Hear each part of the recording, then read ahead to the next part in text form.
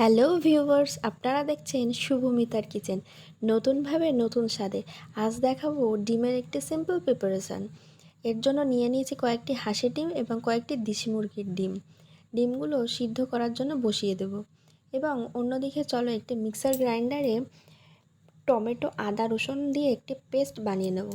পেস্টটা সুন্দরভাবে fine paste বানিয়ে আলাদা করে রাখবো অন্য একটি পাত্রে।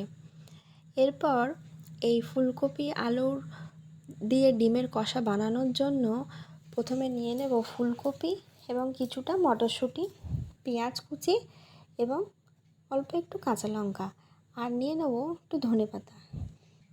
এবার ফুলকপি ও আলুগুলো একটু ভাপিয়ে নেব এবং ভাপানো হয়ে গেলে ফুলকপি এবং আলু আলাদা আলাদাভাবে তুলে রাখবো।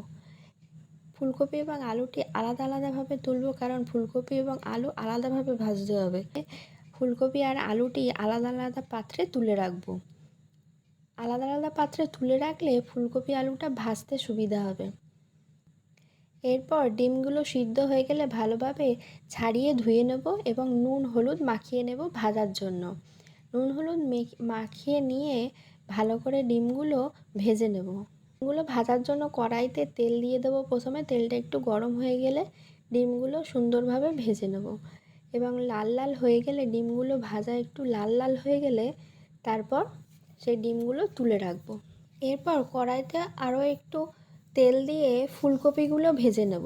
ফুলকপিগুলো একটু লাল করে কড়া করে ভাজতে হবে, তবে ভালো লাগবে। ফুলকপিগুলো ভাজা না হলে কিন্তু ভালো লাগবে না খেতে। এরপর ফুলকপি ভাজা হয়ে গেলে কড়াইতে আর একটু তেল দিয়ে আলুগুলো আলাদাভাবে ভেজে নেব। আলুগুলো আলাদাভাবে ভালো করে লাল করে ভেজে নেব। ভাজা হয়ে গেলে তুলে রাখবো। এবার কড়াইতে অল্প একটু তেল দিয়ে শুকনো লঙ্কা, তেজপাতা এবং গোটা জিরে ফোড়নে দিয়ে দেবো এবং আগে থেকে কুচি করে রাখা পেঁয়াজগুলো দিয়ে নাড়াচাড়া করে ভেজে নেব। পেঁয়াজগুলো ভাজা ভাজা হওয়া পর্যন্ত অপেক্ষা করতে হবে। সেই সময়ে একটুখানি লবণ ও একটু হলুদ দিয়ে দেব, দিয়ে নাড়াচাড়া করতে থাকবো। আর বন্ধুরা, আপনারা যারা যারা আমার চ্যানেলে নতুন, চ্যানেলটা প্লিজ সাবস্ক্রাইব করে দিও। আর আগে থেকে যে মশলার পেস্টটা বানিয়ে রেখেছিলাম সেইটা পেঁয়াজ ভাজার মধ্যে দিয়ে দেব, দিয়ে হালকা নাড়াচাড়া করতে থাকবো যতক্ষণ না মশলাটা কষানো হয়।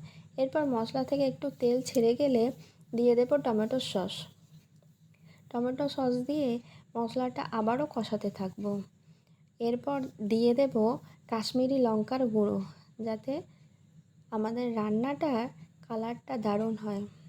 কথাতেই আছে, পেহলি দর্শনদারি ফির ভি গুন বিছাই। দেখতে সুন্দর হলে তবেই না ভালো লাগবে। এর মাঝখানে কিন্তু দিয়ে দিলাম দুটো কাঁচা লঙ্কা। ছোট হলেও কাঁচা লঙ্কাগুলো কিন্তু দারুণ ঝাল। এরপর দিয়ে দেব মটরশুঁটি। মটরশুঁটি দেওয়ার আগে কিন্তু মশলাটা পুড়ে যাচ্ছিলো বলে হালকা একটু জল দিয়ে দিয়েছি।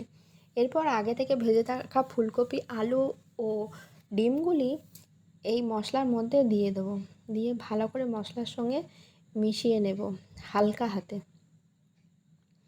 এরপর হালকা নাড়াচাড়া করতে থাকবো এবং কষাতে থাকবো, যাতে মশলাগুলি সমস্ত কিছু আলু, ফুলকপি এবং ডিমের মধ্যে ঢুকে যায়।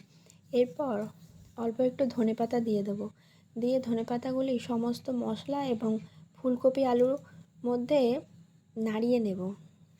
এরপর একটু গরম জল এর মধ্যে অ্যাড করে নেব। তখন ফুলকপি, আলু এবং ডিম তো আগে থেকে সিদ্ধ করাই, ফুলকপি আলুগুলো একটু ভাপিয়ে নিয়েছিলাম। যেটুকুনি ভাপাতে বাকি, মানে সিদ্ধ হতে বাকি, সেটুকু অল্প পরিমাণে জল দেব, দিয়ে ঢাকা দিয়ে দেবো এবং আলু সিদ্ধ হয়ে যাওয়ার পর ঢাকনা খুলে গরম মশলার গুঁড়ো ও অল্প একটু ধনেপাতা ছড়িয়ে নিলেই তৈরি হয়ে যাবে আজকের সুস্বাদু ডিমের রেসিপি। তোমরা সবাই কিন্তু বানিয়ে দেখো বাড়িতে, কেমন লাগে এই ডিমের রেসিপি।